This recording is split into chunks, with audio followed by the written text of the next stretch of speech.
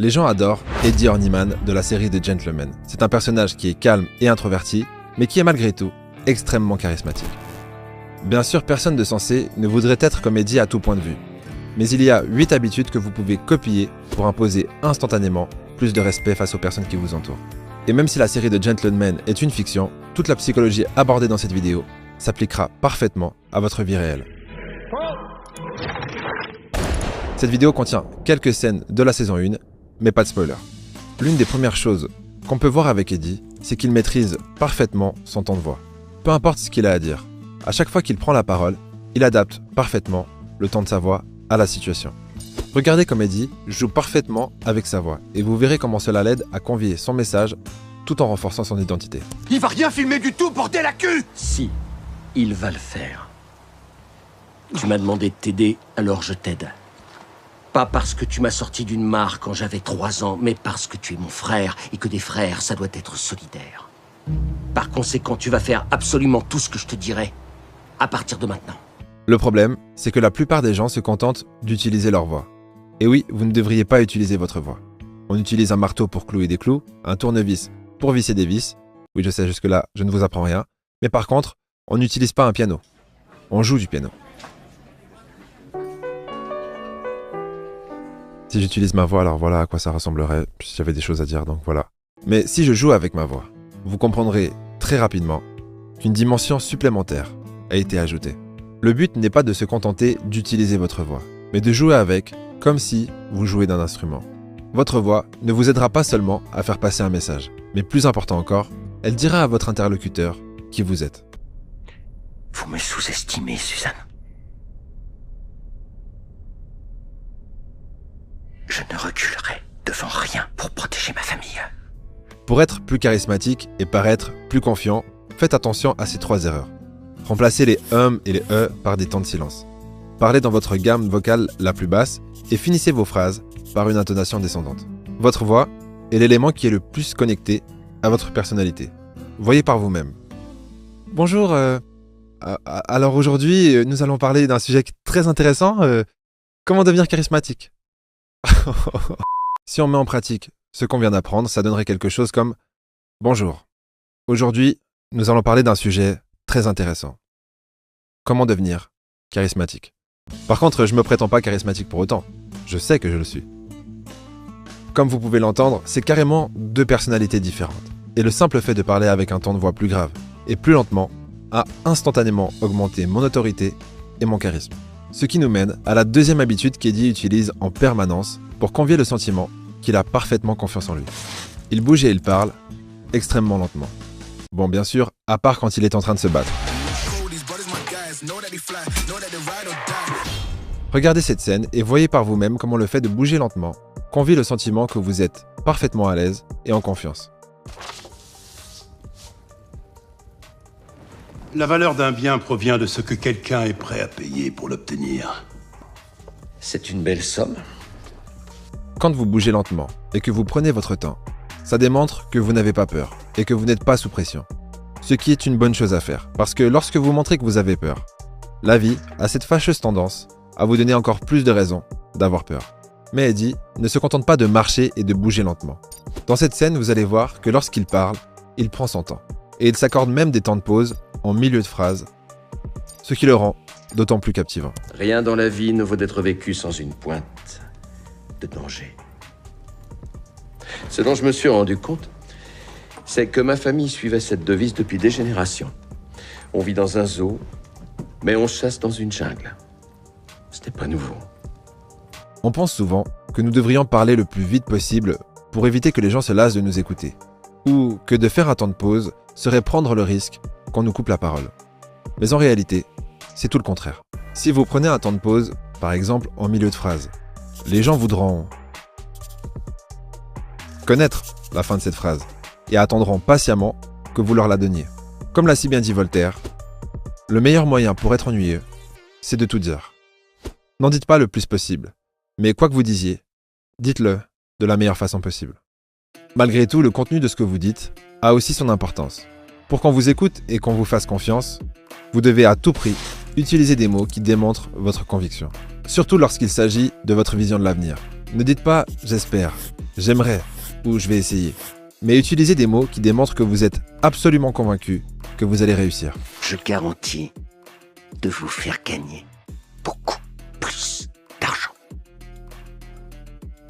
Je vais tout arranger, d'accord? Je vais trouver Collins et le faire sortir de son trou. Je sais que c'est ennuyeux. Toutes ces allées et venues, mais ça ne durera pas éternellement, je vous le promets. Utilisez des mots qui sont à la hauteur de votre ambition et de votre détermination. Par exemple, vous pouvez supprimer le mot petit et juste de votre vocabulaire. Ne dites pas « Ah, et juste une dernière petite chose ». Dites « Ah, et une dernière chose ». La quatrième habitude qu'Eddie utilise absolument tout le temps, c'est le maintien du contact visuel avec ses interlocuteurs. Et ça, même quand la situation devient tendue. C'est trop tard, je peux plus rien faire, le match a commencé. Eddie, s'il te plaît, calme-toi. Je te dis que Bang Bang peut pas perdre. Il est en train de le pulvériser. Bien sûr, le but n'est pas de fixer tout le temps tout le monde avec un regard de psychopathe parce que ça pourrait vous causer plus de problèmes qu'autre chose. Il y a longtemps, j'étais dans le métro et je regardais dans le vide.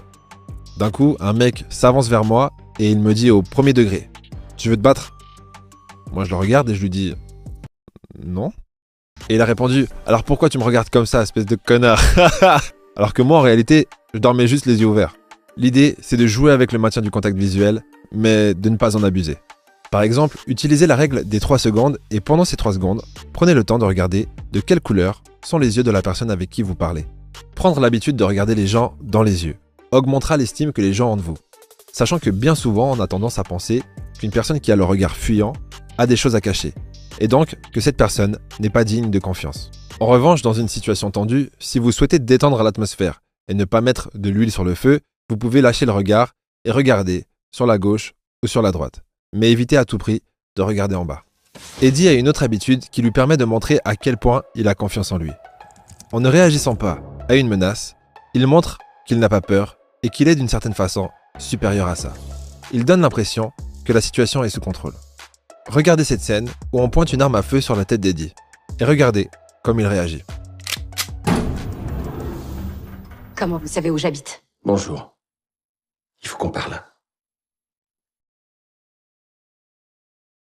Quand vous savez que vous n'êtes pas vraiment en danger, agissez comme si vous n'étiez pas en danger. Et même si vous êtes vraiment en danger, agissez malgré tout comme si vous ne l'étiez pas. J'ai toujours eu la sensation que de courber le dos encourage l'homme qui tient le fouet à l'utiliser. La philosophie est la même pour les insultes. Lorsqu'on vous manque de respect, il semble y avoir qu'une question qui vous vient à l'esprit. Comment réagir? Et si c'était la mauvaise question? Et si ne pas réagir était la meilleure des choses à faire? Parce que quand on y pense, réagir, quelle que soit votre réaction, n'est que succomber à l'autorité de la personne qui souhaite vous faire réagir. Lorsque vous êtes surpris par une situation, la meilleure des choses à faire est de commencer par respirer profondément et consciemment. Ensuite, choisissez comment vous souhaitez agir face à cette situation, plutôt que de simplement réagir automatiquement. Eddie a une autre habitude qui lui permet d'attirer non seulement la sympathie, mais également les faveurs des personnes qu'il rencontre. Selon une étude, cette habitude vous permettra d'augmenter considérablement les chances d'obtenir ce que vous voulez des personnes qui vous entourent. En plus, ça ne demande absolument aucun effort. Regardez attentivement ces 4 scènes et voyons voir si vous trouvez le dénominateur commun. C'est vrai. Parfois, tu es un bel emmerdeur. Je tenais moi aussi à vous présenter mes condoléances. J'ai récemment perdu mon père. Quel putain d'enfer. À qui le dites-vous? Félicitations. Merci. Tu travailles dur, est-ce qu'il paraît? Oui. Et toi, Freddy? Ça va? Honnêtement, je sais même pas quoi te répondre, j'en ai pas la moindre idée. Vous l'avez sûrement remarqué, dans toutes ces scènes, Eddie utilise le toucher. En gros, le toucher est une technique puissante d'influence que vous découvrirez d'ailleurs dans le guide « Convaincre n'importe qui sans technique d'influence prouvée scientifiquement ». Le lien est dans la description.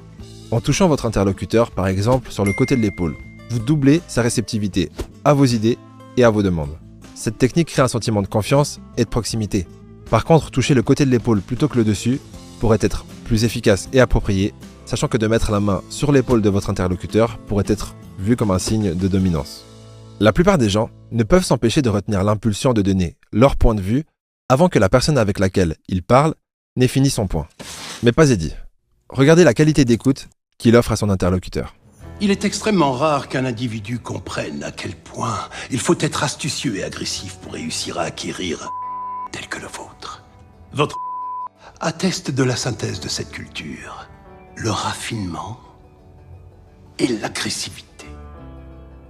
C'est pourquoi j'ai l'intention de vous proposer une pour votre... Votre argumentaire est très probant. Non seulement Eddie écoute attentivement la personne qui lui parle, mais il prend également quelques secondes avant de formuler sa réponse. Ça donne le sentiment qu'il réfléchit à ce qu'on lui a dit avant de répondre. Presque personne n'écoute attentivement qui que ce soit de nos jours. La plupart des gens écoutent d'une oreille et lorsqu'ils entendent un mot qui leur rappelle quelque chose, ils n'hésitent pas à couper la parole et à parler d'eux comme si de rien n'était. En faisant ça, ils diminuent la valeur de leurs propres propos. Pourquoi donnerais-je de la valeur et de l'importance à ce que vous me dites si ce que je vous dis ne semble n'avoir aucune importance à vos yeux?